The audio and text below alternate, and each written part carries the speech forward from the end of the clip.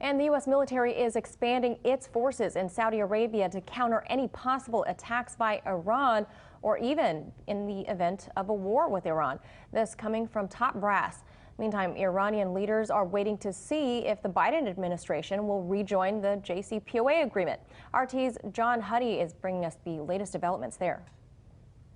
The Pentagon reached a deal with Riyadh to use various Saudi air bases and the country's western seaports for U.S. military forces, essentially as staging areas in the event of a war with Iran. The U.S. military has kept thousands of troops and aircraft in various parts of the Gulf region, including permanent bases in Qatar, Kuwait, the UAE, and Bahrain. But Iran's ballistic missile capabilities have evolved along with its attack drone capabilities, so those bases have become more vulnerable to attack. General Frank McKenzie, head of U.S. Central Command, or CENTCOM, said in interviews that the new U.S. bases in the western Gulf region, on the Red Sea and Arabian Peninsula, are not being used as a buildup for a war with Iran, but rather giving the U.S. military alternatives and options to keep U.S. personnel and equipment out of Iranian missile and drone range. The U.S. military plans in Saudi Arabia have been going on for about a year, but this is the first time it's been made public. And it comes as the Biden administration has talked about rejoining the Joint Comprehensive Plan of Action, or JCPOA, under certain conditions. The Trump administration pulled the U.S. out of the deal back in 2018. And speaking of the JCPOA, today Russia and Iran signed what's called an Information Security Agreement, basically an agreement to work together and cooperate on cybersecurity issues.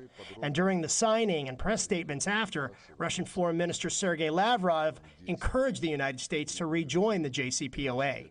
Back to the U.S. and Saudi ties, the Biden administration has said it will take a more critical approach to the Saudi kingdom, though this increased military cooperation also signals how serious the new U.S. administration is taking the potential for a war with Iran. Double honors unto the elders and apostles of Great Millstone. Salutations to the hopeful elect. Shalom Yasharallah. This is Jeremiah chapter 49, verse 20, and it reads, Therefore hear the counsel of the Lord Yahweh, that he hath taken against Edom, and his purposes that he hath purposed against the inhabitants of Teman. Teman, speaking of the wise men of Teman today, they are the Germans, the innovators, physicists, and scientists taken to and employed by the U.S. as well as Russia to develop their military technology. Surely the least of the flock shall draw them out. Surely he shall make their habitations desolate with them.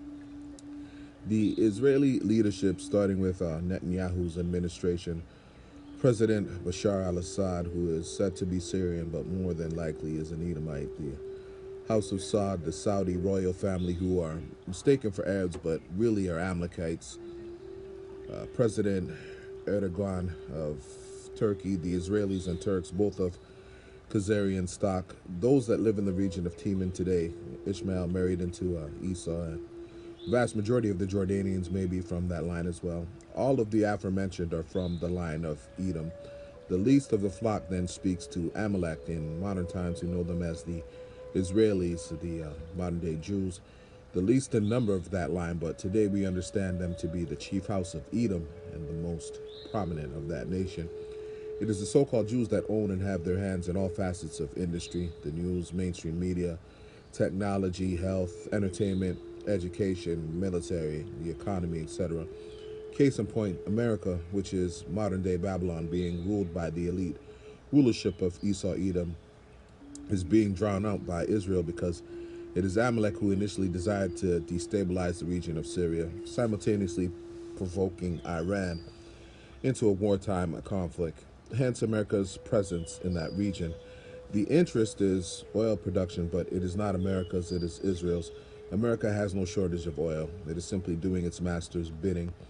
America's leadership in their Zionist beliefs that the Israelis are their chosen people, which we know not to be true, also play an integral part in running to Israel's aid. The true children of promise are the so-called Negroes, Latinos, Native American Indians, and those scattered across the other nations who may not look like us, but understanding, accept this truth, and share our beliefs. America is being drawn out by Turkey because of Turkey's possession of the nuclear gravity bomb and the leverage it holds with its possession.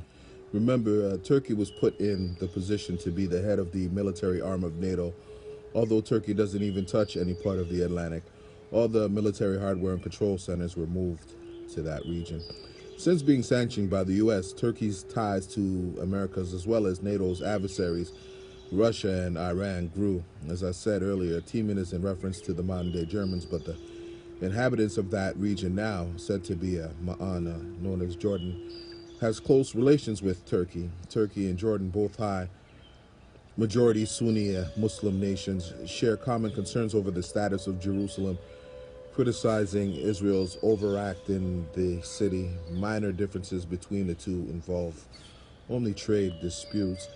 Ultimately, it is Israel's menacing that will be responsible in starting the war of all wars in the valley of Jehoshaphat, pursuant to Joel the 3rd, starting with the 2nd chapter. Again, it is the so-called Jews that own and have their hands in all facets of industry. The earth is given into the hands of the wicked. They are behind all the major decisions being made and have been made in the Americas to America's detriment for centuries, not decades. Let's close with this. This is Jeremiah chapter 50, verse 1, and it reads, "The word of that the Lord Yahweh spake against Babylon and against the land of the Chaldeans by Jeremiah the prophet." This is speaking of America, which is Babylon in its rebirth, for lack of a better terminology. Babylon in the Hebrew meaning to overflow with confusion or just confusion, known for its spirit of rebellion, idolatry, salakia, and witchcraft. Ergo, the Chaldeans are today's elites that deal with spirits, the enchanters casting their spells, the magi, the magicians wielding their magic in media, and the other facets, the illuminated ones, the Illuminati, who have deceived the whole world through their mystic arts like the Kabbalah and witchcraft. Verse 2, "Declare ye among the nations, and publish, and set up a standard, publish and conceal not. Say, Babylon is taken, Bel, or Baal, is confounded, Merodach, another idol, is broken in pieces. Her idols are confounded, her images are broken in pieces." To publish and to set up a standard simply means to prophesy, as the men of the Lord who believe, understand, and teach this truth pursuant to the Holy Scriptures were commanded to do. We know through the prophecies contained in this book that Babylon must be destroyed for its wickedness against heaven and earth, and its idols will be broken in pieces by thermonuclear destruction. Jeremiah 15:3, "For out of the north there cometh up a nation against her, which shall make her land desolate, and none shall dwell therein. They shall remove, they shall depart, both man and beast." That nation is speaking first and foremost of Russia, along with its allies. Verse 4, "In those days and in that time, saith the Lord Yahweh, the children of Israel shall come, they and the children of Judah together, going and weeping, they shall go and seek the Lord Yahweh, their power." This proves, this is speaking of America in these end times, as Israel joining Judah and the other tribes joining the head. It didn't happen when the kingdom of Babel fell. Going and weeping, they shall go and seek the Lord Yahweh, their power, looking for and hastening the day of the coming of our Lord through these sit-downs and the akim on the highways and hedges. This is happening now in 2021. Call halal Yahweh Bashem Yahweh Shai Bashem Rakakwadash through the power and spirit. I hope you were edified. Double honors unto the elders and apostles of Great Millstone who teach this 100% truth. And yeah, they got it. They got this 100% truth, by the way, scoffers and scorners. Salutations to the hopeful elect. Shalom, Yasharallah. Don't take that jab. Don't listen to these fools. Don't take that chip. Is Layla in Canada? Hello, Layla. Welcome back to the show. What's on your mind? Yeah, hi, Mike. It's always distressing to hear people talking about the current president or the one before. The Americans have lost control of their government from the time of Grosvenor. President Grosvenor, who was under the influence of Jacob Schiff, who was there under the directions of the Rothschilds because they all had lived in the same household. And Jacob Schiff persuaded Grosvenor to allow tons of Russian Jews to come into the U.S. There was the initial buildup of the Democratic base. So it's basically the same thing going on. And Wilson was supposedly in a coma for, a year. Truman was bought and bribed by the two Supreme Court justices, Felix Frankfurter and Louis Brandeis, both of whom had been presidents of the World Zionist Organization.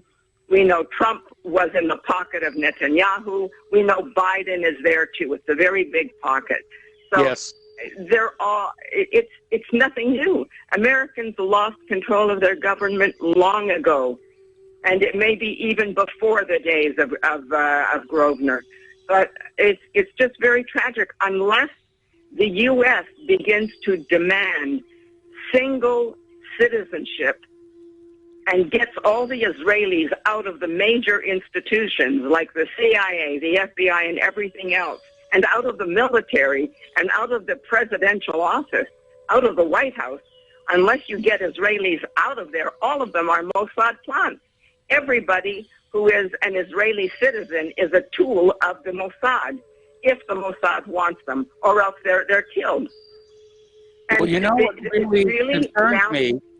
concerns me is we're seeing the Jewish influence in the United States today mirror what was going on in Germany in the 1930s that triggered eventual backlash. We could see that happen here. It's going to happen.